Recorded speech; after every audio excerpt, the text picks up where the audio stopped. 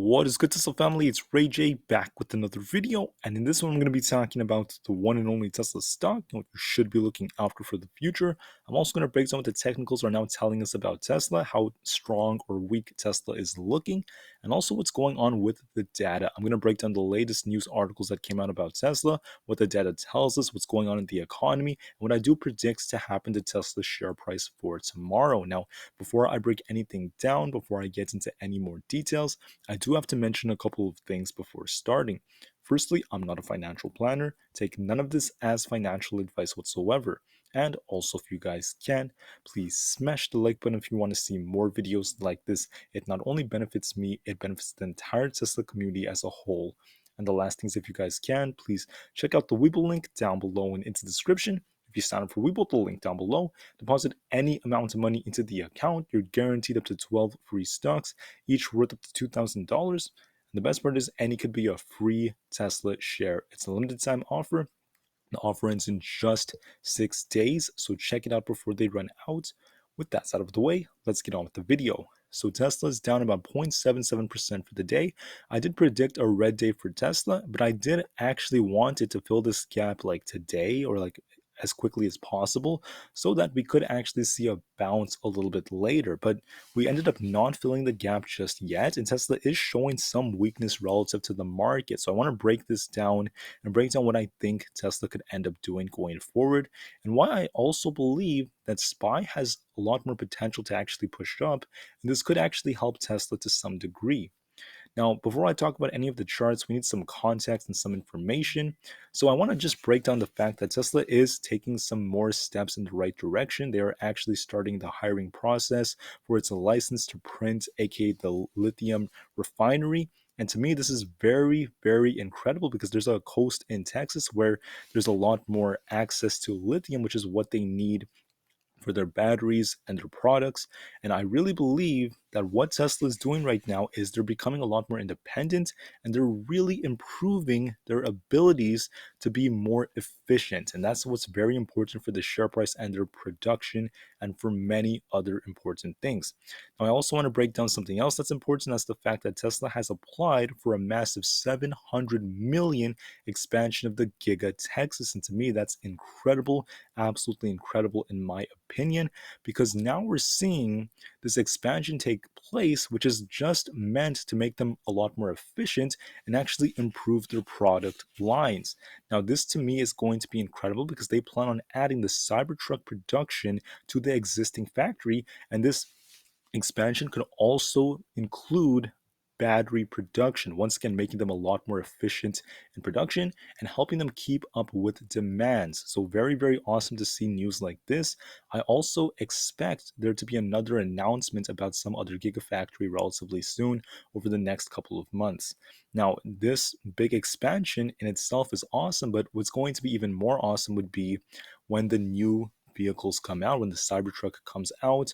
I can't wait for it. One of my friends is actually buying a Roadster, and it's going to be coming to his place, I think, by the end of the year. So very, very awesome to see. Absolutely incredible. And I can't wait for what else the company has for us. Now, I want to break down something else, and that's the fact that today was a very important day, but it ended up not being as crazy as it could have been, right? Jerome Powell was speaking from 30 minutes before the market opened, even until like the first 15 to 20 minutes of the market opened. Powell was speaking. And when he spoke, he basically said nothing. That's the funny thing about it. He didn't say anything that was too significant whatsoever. Many of us were worried he would be like kind of hawkish or say something that causes the market to like crash or take a big hit. That was very possible, especially because of the fact that on Monday, some of the Fed speakers came out and they ended up saying some very hawkish things. Right? They were talking about the fact that the Fed funds rate is going to remain above 5% until 2024. Inflation is still high, and this and that.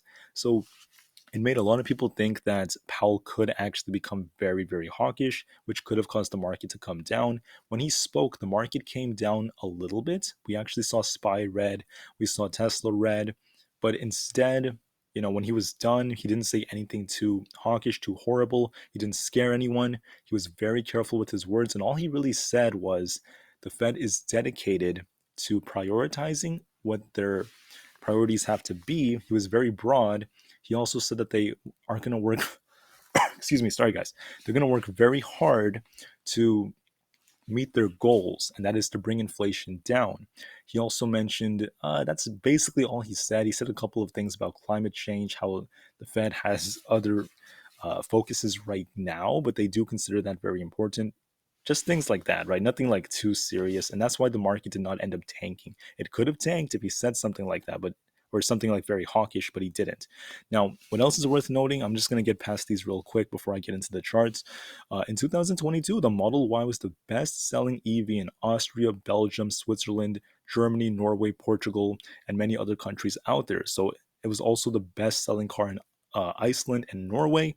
Tesla loves Europe. And I do agree, they're doing an absolutely incredible job. The Model Y is a hit. It's very popular. And I just see the popularity and the growth in this company continuing, making me very, very bullish for years to come. Now, anyways, let's get on with the data and the technical analysis side very, very soon. So, one thing that's not good about Tesla is the price pairs ratio has still remained at this very low level. This means that Tesla is still showing some relative weakness. It is not extremely strong, but what is good about it, there is something that gives it lots of potential to push to the upside, and that would be the short interest. We actually saw another spike in the short interest, and we are seeing it at a relatively high place. It still is at the highest we've seen since like October. So there's been a lot of shorting going on Tesla. If this thing makes a big move in a short period of time, there could be a short squeeze. But so far, Tesla is not showing signs of doing that as of right now. Now, other important pieces of data include the fact that on Thursdays, we're only green about 47% of the time. So Thursdays are historically not the best of days. And from a seasonality basis, we tend to take a little bit of time to pump to the upside, maybe like 1 hour. Then we slow down for the first couple of hours. And then we start to see this thing perform a little bit better into the later hours of the day before slowing down. That's how Tesla has been performing on an hourly basis. And we might see a repeat of that tomorrow. Now, some analysts are giving Tesla buy ratings, which means it is still a great company for the long term, but that does not change the fact that the market has its flaws, it has its issues, and earnings are going to be affected as time goes on. We're starting to see more banks like Goldman Sachs and JP Morgan laying off employees. So please be very careful.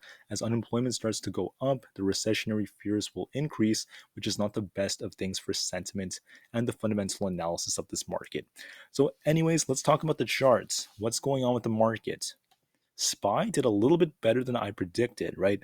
I told you guys that there was the possibility of SPY coming down. As you can see, SPY did come down to 386.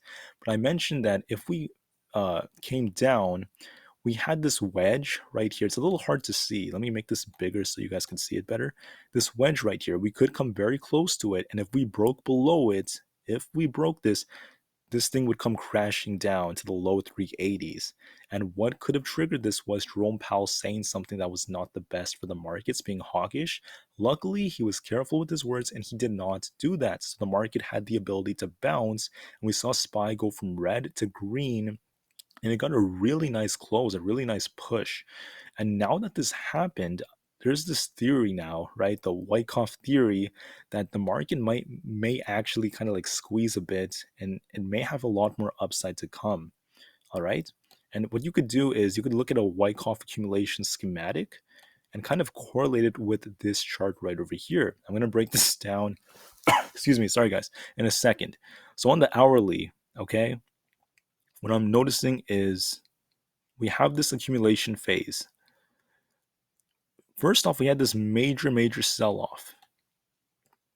And in fact, I could actually, let me remove my drawings just to make this easier to see.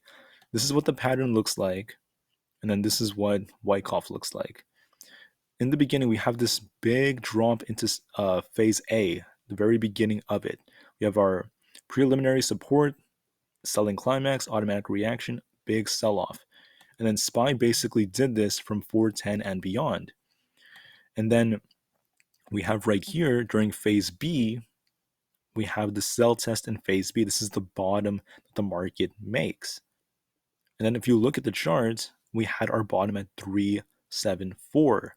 And then what I did was I was looking at the MACD and I noticed we had this like bullish divergence that formed. That's why I was mentioning to everyone my target on SPY was 390. I mentioned that last week. We ended up peaking at 389. And then after looking at it again, I realized we could go even higher. So I mentioned that 393 to 395 is possible and very likely. We ended up peaking at 393.7, and now I'm telling you there is potential for us to go even higher. All right, but so far it's looking like we had this accumulation phase. So then we had another accumulation right here, very similar to this right here. Then we have the sign of strength. See in phase D how we get that pump? Okay, we got the pump yesterday. It's looking like we got the pump to 393.7. We came down, but we established a higher low, very similar to the last point of support right here in phase D. So see how we get this big pump to the SOS or sign of strength, then we start to consolidate around here before phase E and the big push up. That's very similar to this right here. See how we got that nice pump, then we start to maybe consolidate a little bit, and then we get another pump to the upside. It makes me wonder, maybe we get another pump into CPI, but then we get a big rejection right after. Just a theory, but it seems quite possible because when you look at the daily on SPY, and I know this chart's kind of messy, I actually use these lines for smaller time frames, not the daily, but just bear with me. When you look at the upper trend line right here, see we got rejected off of it once. This is the upper trend line of the descending broadening wedge. Rejection, rejection, rejection. And then right here in December, we got a rejection off of it. We got a fake out where we broke above it. This was just a fake out during, I think, CPI. And then we got a big, reversal. If we do end up touching this upper trend line during or after CPI, and then we get a big rejection, it would take us to about $400 on SPY. And then this gap is around like 398. And I personally think that if we keep pushing, if we could break 395, we could go for that gap fill around 398. We could see SPY between 398 and 400, but we might get rejected here during CPI. My theory is we're probably going to push up a little bit more, maybe trade sideways tomorrow. Maybe we gap up into like CPI because it's a little bit better than expected. We get a push up, but then another big rejection off this trend line around 400 to 398 around there. Then we start coming down from there. That's just my theory on SPY. I mean, I could be wrong, but my technical indicators are suggesting it's very possible for us to continue pushing back to gap resistance, maybe even filling the gap. And this Wyckoff accumulation schematic supports that claim. So do other technical indicators. What this tells me is that Tesla is likely not going to just crash immediately unless there's like a really bad piece of news, but there is potential for Tesla to get a bounce maybe in the later days. But before it bounces, before there's like a small bounce, Tesla might come down a little bit more because it's looking kind of weak. All right. What's interesting is the VIX. It's coming down and starting to fill these gaps. And I mentioned it in my previous videos. I expected the VIX to come between 19 and 20. And I mentioned the 20s to come, right? Like 20.2, 20.5, 20.8, somewhere around there. We could see the VIX come. And that's exactly where it's at currently. It could come down to this key level around 19, which means the market could be getting closer to its top. And on top of that, I mentioned to everyone I'd be very careful on Apple. It did come down to about 128. I did mention 126 could come before a bounce. We bounced off 128 and we're looking pretty decent right now. We managed to close green. This could actually pump the QQQ a little bit. On the QQQ, it's looking pretty decent. If this thing continues to fight, as we already filled our gap on this thing, this whole thing looks like an accumulation. It's going to have to fight for 274 again. I think that's going to happen tomorrow, which means that Apple might pump to the upside. And finally, dollar index is still very much undervalued. It's going to pop later on, but for the time being, I expect it to be relatively low. Dollar index, it kind of popped a bit, but if this thing is set to come down one last time to fill this gap, it could actually pump the market. All right. So, anyways, we are getting some bullish signals. Now, what does this all mean for Tesla? I do believe the bullish signals could help Tesla a bit and stop it from tanking very hard. But what I don't like about Tesla is the relative weakness. The fact that Tesla, couldn't even close green today, despite SPY being able to do that. And also, I don't like how we didn't manage to fill this gap. We failed to fill the gap down here, which means it could happen again. So if you're watching Tesla tomorrow, here's what I have to say. Tesla is going to be affected by the news. The news also affects how Tesla moves. And I believe the zone you have to watch is between this 114 to like 115 ish level. So I'm going to actually move this. Let's see if I can move this to like right here. Because if we kind of like break below 114 ish, if we break that, this thing could actually come all the way down to the 113s and start filling the gap down here. Could even break a little bit lower. So we haven't fully filled the gap. Now, could this be a trap? And are we getting ready to push right back up to like 123 or something?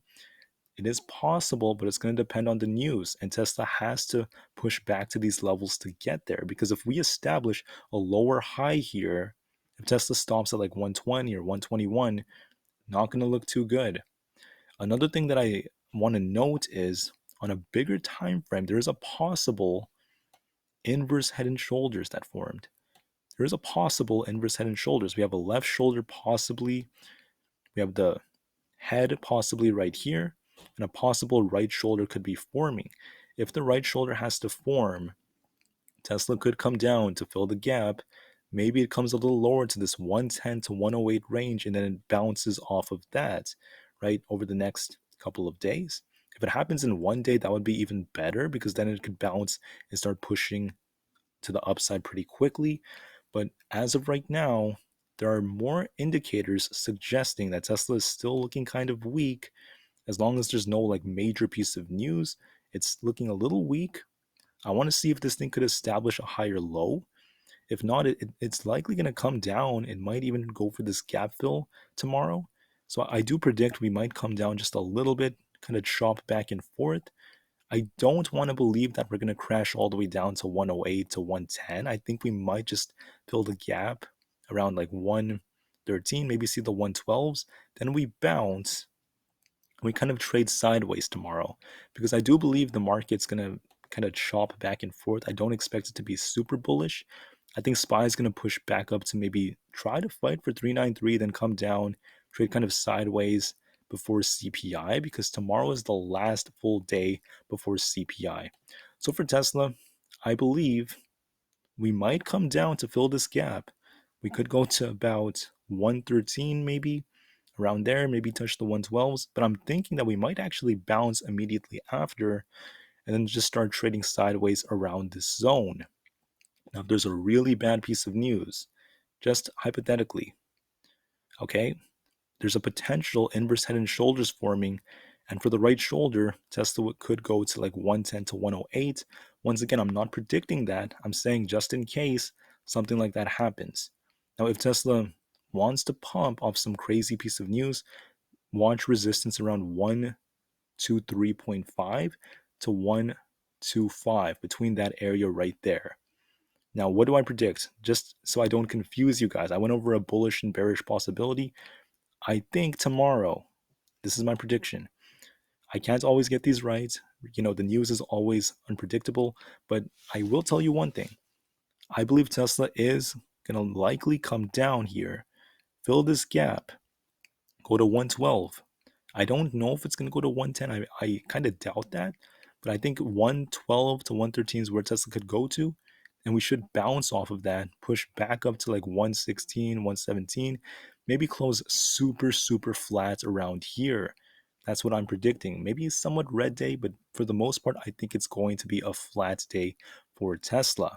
Now, where we go after is going to depend on CPI. But if SPY does get a big pump, one last pump to fill its gap, just a temporary pump before a rejection, that could also help Tesla for Thursday. Tesla might get a pump on that day, then a rejection, and then come right back down. That's what I believe is likely to happen. But please watch this gap down here. We might fill the gap tomorrow. I think it's very likely we do. That's just my prediction. don't forget to look at the news in the morning just in case something else happens. If not, that's what I believe is most likely to happen to Tesla based off its performance and its relative weakness compared to SPY as of right now. With that said, thank you all so much for listening. Despite what I'm saying about Tesla, I have not lost faith in the company. I'm still super, super bullish long term. I think it's an absolutely incredible company, and I see so much growth to come. Thank you for listening. Have a great rest of the day. Tesla to the moon, because the long term future is still incredibly bright. And peace out.